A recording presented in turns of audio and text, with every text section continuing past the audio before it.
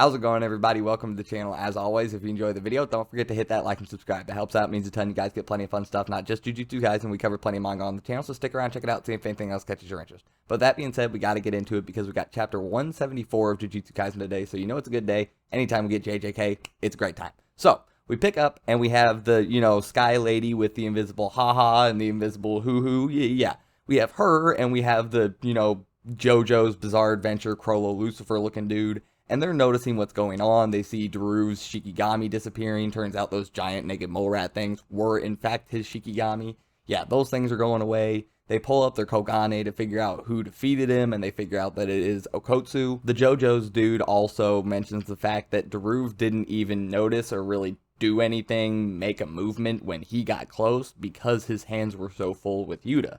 Not surprising because Yuta killed him. So yeah, of course his hands were pretty full.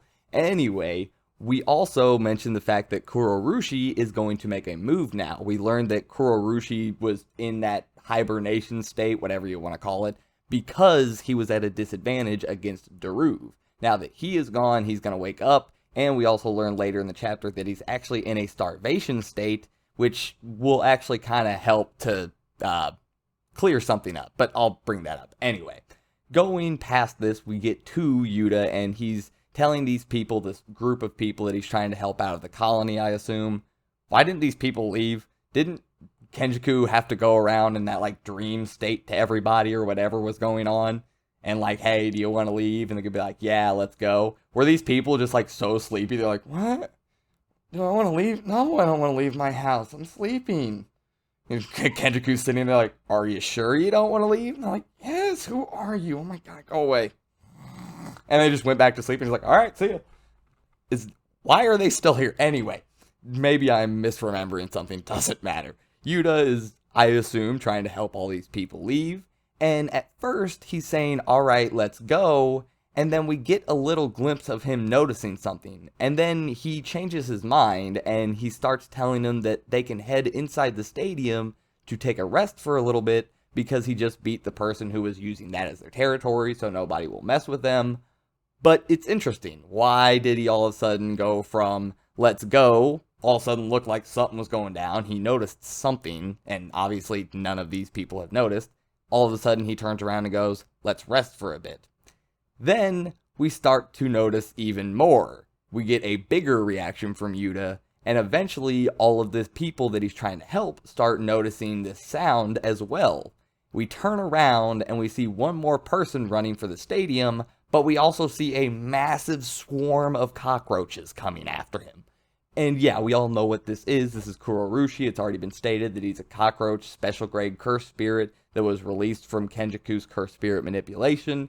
All of this stuff. We know what's going on here. Anyway, Yuta, being the good person that he is, tries to help this guy out and save him. Unfortunately for this man, Yuta is not quite fast enough, and he gets devoured by cockroaches imbued with cursed energy.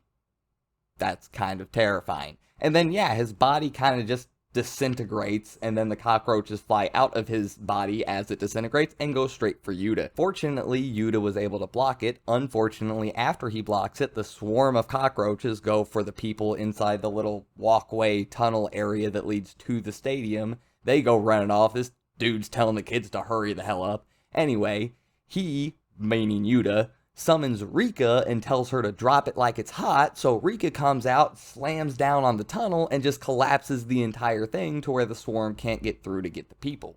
Now, when I mentioned the starvation state, yes, I know I made a drop it like it's hot joke with Rika and so when I mentioned the starvation state for Kurourushi earlier, I think this is where the clarification on that really kind of fixes something, because the other side of the tunnel where the people were running, it was open area. This wasn't like a tunnel that is enclosed and leads all the way to a stadium. It was just like a drive, highway or something over top. Either way, it doesn't matter. You passed underneath it, then it was open area. The cockroaches could have just gone around and still gone for the people. They could have split to both sides, and then Rika would have to choose one side or the other, and blah, blah, blah. No, they just were like, well, close that exit. I don't know what we're supposed to do now, guys. I guess we're just gonna turn around and go for the Yuta kid again. So yeah, I think the starvation thing kind of helps to go with that, because it was said that Kurourushi is starving, so he instinctively tries to devour Yuta. So that is why the swarm, I guess, turns around and goes back for Yuta, but that doesn't really matter because he simply imbues his katana with a crap load of curse energy, swings it, and, well, basically demolishes the entire, I mean the entire swarm. Like, it was a massive blow. This blast is so impressive that the Jojo Crollo dude is reacting to it along with the Sky Lady. And yeah, they're talking about, one, the massive amount of curse energy that he has at his disposal is just insane.